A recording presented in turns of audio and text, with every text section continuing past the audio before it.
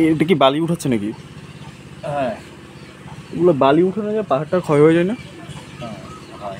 রাতে ঘুমাইতে মনে হয় প্রবলেম হওয়ার কথা, এমনি সারা রাত যদি বালি উঠায় খ্যাট খ্যাট খ্যাট খ্যাট খ্যাট খ্যাট করতেছে।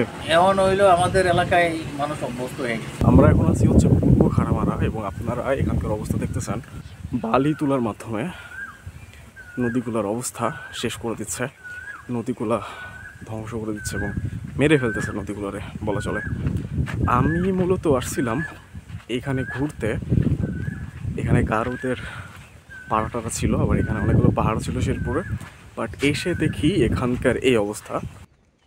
পাহাড়ে ঘেরা শেরপুর জেলার প্রধান প্রাকৃতিক সম্পদ হচ্ছে বালি। সোমেশ্বরী, কর্ণঝোড়া, ঝিনাই, দুদ্দা সহ বেশ কয়েকটা নদী দিয়ে ঘেরা এই শেরপুর জেলা। এখানকার লোকালস অ্যান্ড মাফিয়ারা কোন রকম প্রশাসনিক অনুমতি ছাড়াই নদীগুলো থেকে বালি উঠাচ্ছে। বালি উঠানোর ফলে পাহাড় ধসে যাচ্ছে, নদীগুলো মরে যাচ্ছে, প্রাকৃতিক পরিবেশ ক্ষতিগ্রস্ত হচ্ছে, কৃষি জমি ধসে যাচ্ছে, ফলে সাধারণ কৃষকদের ফসলের ক্ষয়ক্ষতিও হচ্ছে। বনের মধ্যে দিয়ে বালি পরিবহন করায় বনের ক্ষতি হচ্ছে, রাস্তাঘাটের অবস্থাও খারাপ। নদীতে আগে অনেক মাছ ছিল, এখন বালি উত্তোলনের ফলে সে মাছগুলো বিলুপ্তির পথে।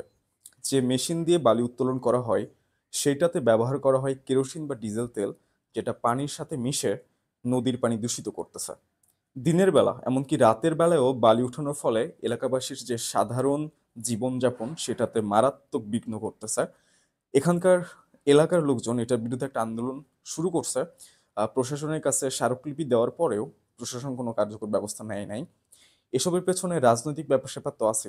আবার লোকজনকে স্থানীয় রাজনৈতিক নেতারা যারা একটা সিন্ডিকেট গড়ে তুলছে, বিভিন্নভাবে ভয়ভীতি দেখায়া আন্দোলন থেকে বিরত রাখার চেষ্টা করতেছে। জুলাই আন্দোলনের পরে এখানকার মানুষদেরও সারা দেশের মানুষের মধ্যে একটা আশা তৈরি হয়েছিল, যেটা লোকাল রাজনীতির পাওয়ার প্র্যাকটিসের জন্য বলা চলে একরকম হতাশাই রূপ নিছে। একটা আন্দোলন অবৈধ বালি উত্তোলনের বিরুদ্ধে হইতেছে। এইটা আসলে দেখার একটা বিষয় যে এর বিরুদ্ধে এলাকাবাসীরা আসলে কতটা সফল হয়।